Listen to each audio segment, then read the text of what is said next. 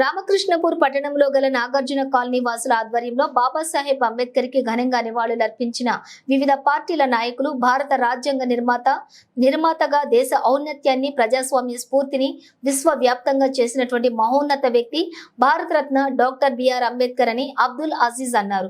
Doctor BR Ambedkar జయంతి సందర్భంగా ఆదివారం నాగార్జున కాలనీకి అంబేద్కర్ విగ్రహానికి పూలమాలలు వేసి ఘనంగా నివాళులర్పించారు.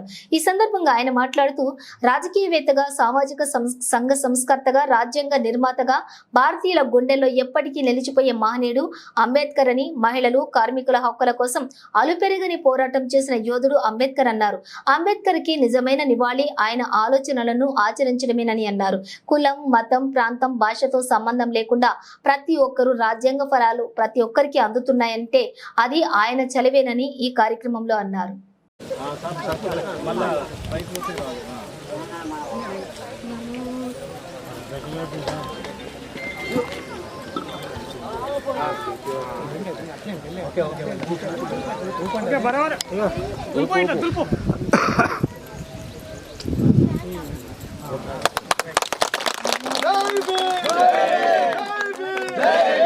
అంబేద్కర్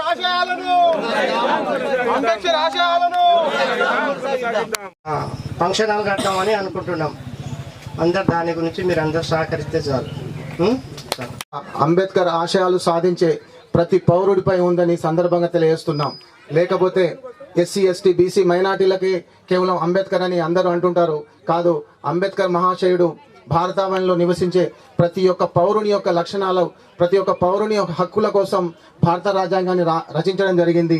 భారత రాజ్యాంగ రూపశిల్పి మన భీమ్రావ్ అంబేద్కర్ గారు ఇవాళ జయంతి మనం నాగార్జున క్వార్టర్స్లో నిర్వహించుకోవడం చాలా అభినందనీయం. సో వాళ్ళ ఆశయ సాధన కోసం ప్రతి ఒక్కళ్ళు కేతన్పల్లి మున్సిపాలిటీలో నివసించే ప్రతి పౌరుడు మనం ముందుండాలని కోరుకుంటున్నాం. అదేవిధంగా నాగార్జున క్వార్టర్స్ బస్తీవాసులు ఏదైతే ప్రోగ్రాం ఏర్పాటు చేశారో ఈ సమస్యలు మీరు ఇచ్చినట్టయితే మా గౌరవనీయులు సో దళిత ముద్దుబిడ్డ కాకా వివేక్ వెంకటస్వామి గారు ఉన్నారు. సో మనకు వచ్చేది కూడా ఎలక్షన్స్ కాబట్టి ఎంపీగా వాళ్ళ తనయుడు పనిచేస్తున్నాడు ఇప్పుడు.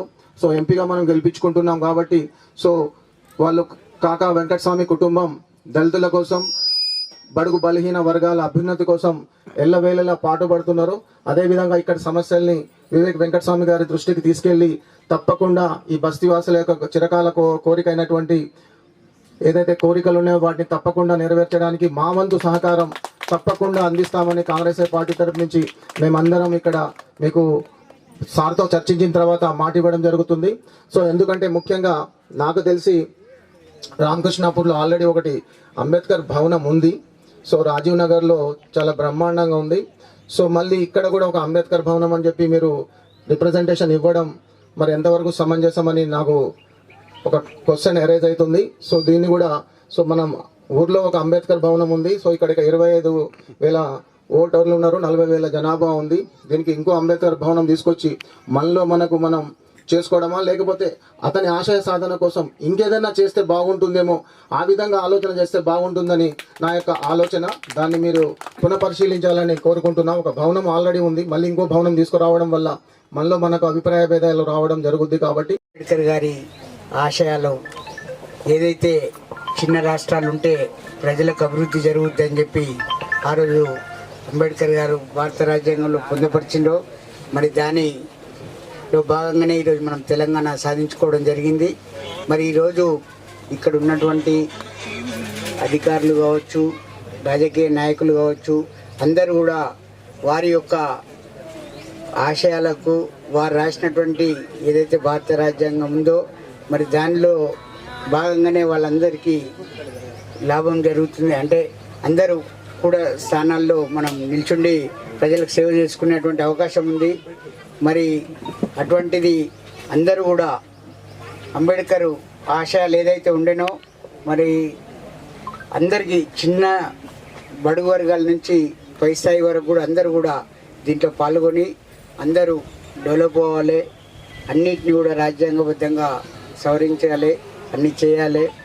తర్వాత ఇక్కడ ఏదైతే అంబేద్కర్ భవనం అని కోరుకున్నారో అజీజ్ గారు చెప్పినట్టు ఒక ఊర్లో 2 భవనాల కంటే ఇక్కడ వేరే ఇంకేదైనా ఆలోచన చేస్తే బాగుంటుంది. క్రీడా ప్రాంగణం కావచ్చు, లైబ్రరీ కావచ్చు, ఇంకేదైనా ఏదన్నా ఒకటి చేయండి. ఒకటే ఊళ్ళో 2 భవనాల కంటే ఒకటే ఉండడం మంచిది. దీనికి గాను మా బీఆర్ఎస్ పార్టీ తరఫున మేము ఎప్పుడు వెళ్ళ మీకు అండగా ఉంటామని తెలియజేస్తున్నాం.